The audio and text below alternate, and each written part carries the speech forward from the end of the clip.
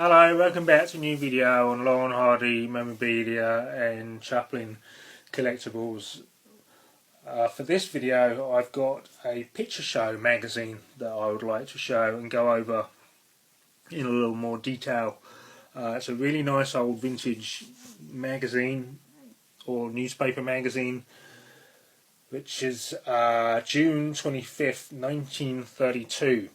And it's a picture goer's guide to pictures, and you've clearly got Laurel and Hardy on the front, and it says Laurel and Hardy, just a couple of clowns. See page 10.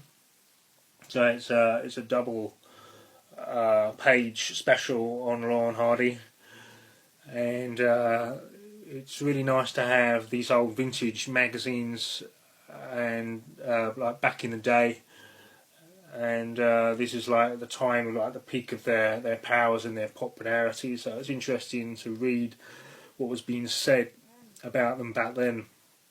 The picture of them on the front is, I believe, is from a holiday or Thanksgiving photo shoot. It's not from any particular film, but I have seen several shots in the same period costume where they're doing different comedy poses from the same photo shoot, and this one was used for the front of this magazine, and it's a really good shot of them together. Although I have several other magazines on them with articles inside, but not them on the front cover, so to get them on the front cover is an extra treat and a rarity in itself. So if we go to the centre page, you have the title Laurel and Hardy, just a couple of clowns, a story about Stan Laurel and Oliver Hardy by Margaret Chute, who I believe was maybe a journalist or a film critic at the Times.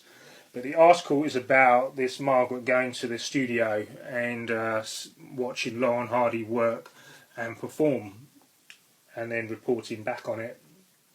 But you got some really nice shots there inside on the double page shot there of Laurel and Hardy. You've got a really nice portrait shot there out of character, and then you've got bow chumps, is what it's called inside the magazine, but as it's also called bow hunks. And then you've got blotto, and then the mic there, which it says they're a premiere of one of their films, a few words at the mic, and then you have another shot there from Two Tars, which is a silent short, and then you've got Mr. and Mrs. Stan Laurel with their daughter Lois and Pal, their dog, which is a nice family shot there of Stan and his wife and Lois and their dog.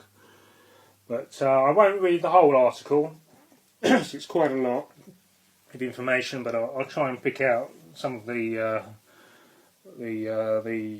best bits, or the more interesting parts. One part, it does mention about Ollie being slightly unwell with a bad cold, and then Stan asking Babe, do you think you'll be alright to go through the shoot, and basically he says, will you be alright without croaking, to which Babe answered, sure, let's go ahead and shoot it. So it just shows you how professional they were even then. Then also it says here, I went with them later that day to see rushes of the previous day's work, and I have never seen two comedians enjoy each other's performance more heartedly than Stan and Babe. They roared and chuckled at every scene, criticising severely at the same time, and never hesitating to say, that must come out, it's no good at all, is it? We'll have to take the whole sequence again. They'll never laugh at that in a million years. So reading that, it looks like that they even criticised their own work, and shows you how professional they were, retaking shots, making sure that it's, it's going to get a laugh, basically. It mentions sections about Stan coming to America with Charlie Chaplin in 1910, with the Fred Karno Company, and just an interesting section here about Stan and Ollie's hair. I asked Stan to tell me the story of his startled hair, which is not a wig, although I have heard many people declare that it is. Incidentally, Babe Hardy's marvellous wind-blown bob is not a wig either. It is his own hair, made very wet and combed carefully into streaks across his forehead. Stan explained his peculiar hair in this way. We were making a film in which we were convicts, and as both of us hate wigs, we thought we would go the whole hog and shave our heads. We did, and when the film was over, the painful process of growing our hair again started. As my hair grew, it stuck straight up in a series of bristles all over my head. Why? I didn't know, but I could not get it to lie flat.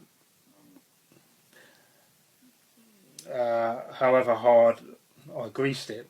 Looking at myself in the mirror one day, I thought it looked rather funny, so I tried it in the film we were then making, and the result was so good that I have never attempted to make it lie down again for film purpose. In private life, I put on lots of oil and brush it violently so it does not look so bad. So it's quite interesting just to read how the hair came about, and because if you think in the earlier films, Stan's hair is brushed over when they're not quite a comedy team in their silent films, and then as it went on, his hair was on end, so it became part of the Stan Laurel character, as we all know.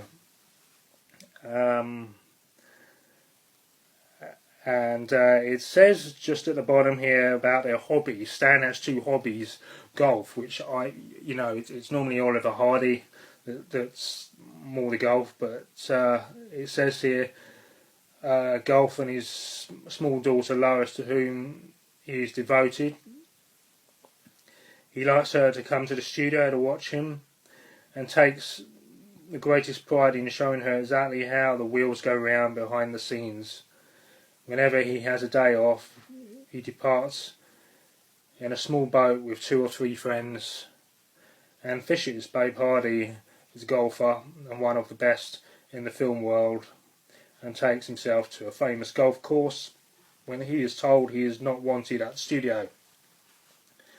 So there's information we know about, but there's a bit of information there it's quite interesting to read about, back in the day, of what was being said about Laurel and Hardy. Sometimes it can be a little inaccurate with some of these articles, even back then,